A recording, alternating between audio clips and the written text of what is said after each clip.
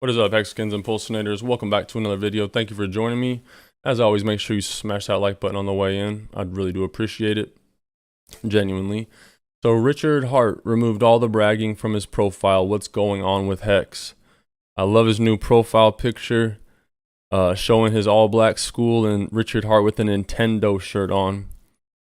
Being a gamer, nowadays gaming is cool, but back when Richard was in school, back when I was in school, you were a complete loser if you were a gamer. Factor in then being at an all-black school as a white kid, you're already a loser. So I mean, Richard Hart really had it tough, and I like this new rebranding because I think it portrays him in a much more likable light. Not that I didn't like him before, but some of the antics he did in the past tended to alienate people. Even though it did get views, it got engagement. So I like that he's changed his whole kind of outlook on this, even changed his website. Funding Jim said, thanks Ivan on Tech for shouting out Hexicans. Most of us have been here since late 2018, building community with Richard. Hex gave opportunity to build out plenty of additional value via Pulsechain. All right, take a listen to what he said. We do have news from Pulsechain, which is getting closer and closer to launch. This is going to be important. Why? Number one, I have sacrificed. So that's why, to me, this is a personal news update that I'm keeping an eye on. Let me know if you've sacrificed for Pulsechain. But number two, like, the community is crazy. The reason why I am updating on Pulsechain, and why personally I'm excited, is not necessarily because of the tech, because tech-wise, it's gonna be like fast ETH, which we have many of. Like, we have Arbitrum, we have Optimism, we have this and that. Like, it's a million of them. But the community is on the other level, guys. Like, I don't know what to tell you. It's crazy. It's crazy. So when you look at the different blockchains, whether it's Ethereum, Optimism, Binance Chain, what is the difference? There's no difference. It's EVM, smart contracts. It's exactly like everything else. The only thing that is different is the community. That's where you actually can have an advantage. And whenever you look at a blockchain like Polygon, let's say, people are not really loyal to Polygon. Like, no one really cares about Polygon in the same way that people on Pulse care about Pulse. And what I mean by that is that, let's say you're an application on Polygon. I mean, you could move to Arbitrum. It's a few lines of code, redeploy all contracts, bridge the assets. It's very easy to do, actually. So in the space of EVMs, where everything is so easy, everyone can just switch. There's no loyalty, because, I mean, why would you have loyalty? It's the same tech. Everything is the same. You need to have something like a community where you only get the crazy community on Pulse. You only get the crazy hex holders on Pulse. That's something that... That's a great point, right? Think about Polygon. You think about all these other layer 2s. They have community, but do they have the community that Hex has? Hex has one of the strongest communities. I'm sure we all know this. And Pulsechain is an extension of Hex. And so we're just starting off from day one with an extremely strong, loyal community. And I don't think we've ever seen a launch like that. So it's good to see people like Ivan on Tech, 500,000 subscribers on YouTube, talking about this. And just wait for Pulsechain to launch all the coverage that we're going to get from people like this. Bitcoin is mad that Ethereum will be getting all free copies on Pulsechain. They get so very few coins compared to ETH bros. The largest airdrop in crypto history. Never forget that. And he also said Ethereum is teaching Bitcoin a lesson. You see here the weekly chart. Since Ethereum's inception, Ethereum just absolutely dominates Bitcoin. I get why people buy Ethereum. You know, personally, I'd rather buy Hex, but I don't get why people ever buy Bitcoin in these days. And I think it's more so just a lack of crypto knowledge. Bitcoin's obviously the most popular one. You hear about it the most. But in terms of utility, read the Bitcoin white paper. What was it designed to do? Peer-to-peer payments. How are peer-to-peer payments going on Bitcoin? Does anyone use Bitcoin for peer-to-peer payments? Now they say, oh, it's a digital store of value. It's digital gold. A store of value that tanks 85% in its bear markets, not too good of a store of value in my opinion. So Bitcoin's a failure. That's a fact. And I mean, price appreciation wise, it's not a failure, but when it comes to utility, it is. And in the long run of crypto, just my opinion, I think 99% of crypto will die. And the crypto that will survive and last is going to be cryptos that have utility and product market fit. What problem are you solving?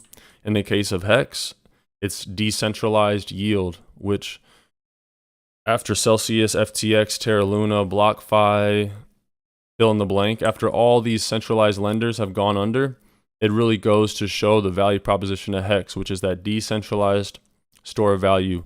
You hold your keys, you mine new Hex, mine, stake, whatever you want to call it. But Ethereum, still cool.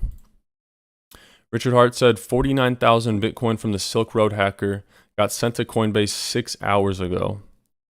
People tend to forget all of this crypto that has been confiscated, whether it was from Silk Road, Mt. Gox, Bitfinex, and he added up the total amount from these, and that's $6 billion of Bitcoin that's been confiscated. Now, what will they do with that?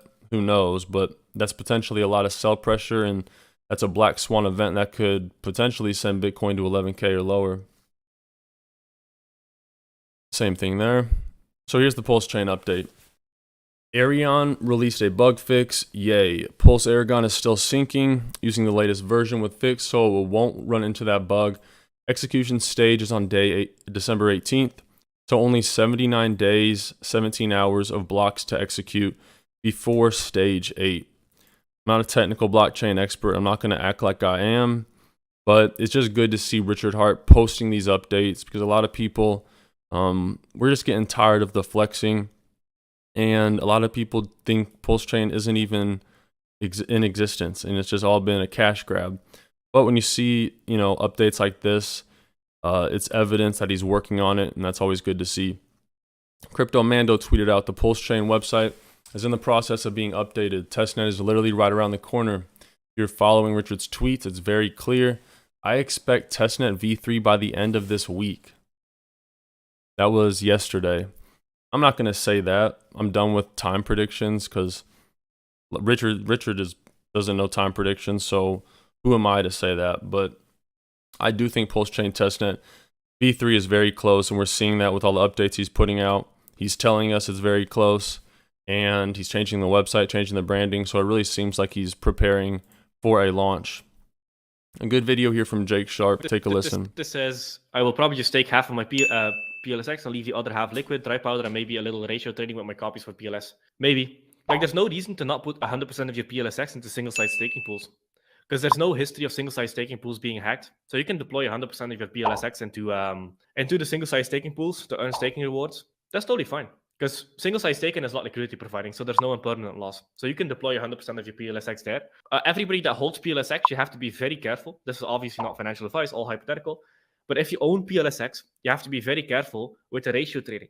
Because if you own PLSX, you're in a very, disadvantaged position. Because the people who are sacrificed for Pulsechain are in an advantageous position. So if you try to ratio trade PLSX to PLS, as an example, you're going to get taken advantage of. Because it's a massive market imbalance between Pulse and PulseX, right? This says, I will probably just take half of my PLS. Yeah, so people ask a lot, what should I do with my PLS, PLSX? You have no downside single-side staking your PLSX, getting that incentive token. The value of the incentive token, who knows what that will be, but it'll have some value.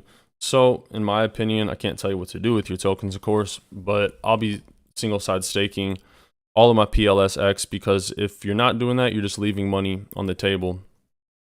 KDP says, here we go. Richard is returning to his throne. About to have an interview with Crypto Man Ran. And Richard said Pulsechain is imminent. The gatekeeping is over. Not quite. The gatekeeping is not over because we're still getting blackballed by CoinMarketCap. But I think Pulsechain, if it succeeds, and I do believe it will, that will, you only can gatekeep for so long. And they've been gatekeeping Hex for 3 years. People are still calling Hex a scam, Ponzi-nomics, whatever. It enriches the founder. What's wrong with enriching the founder? If you created something that created wealth for millions of people, not millions of people, we only have 300,000 in the community, but if you created something that's created wealth for so many people, why should you not benefit from it? Don't really have a problem with that. Speaking of Hex, we should probably talk about Pulsechain for a few seconds. So we texted Richard because we wanted Richard to come on the show, and he said, yeah, I will come on. For some reason, he couldn't come on today. But he did say that the Pulsechain launch was actually imminent. So we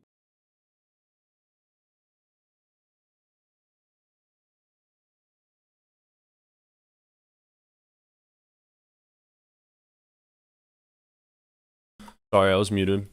That's all I got for you guys. Thanks for watching. Have a great day. And if you're still watching the video, comment Pulsechain to the moon in the comment section so I know you finished the video. God bless you guys. Take care of yourselves. Take care of your families. Until next time.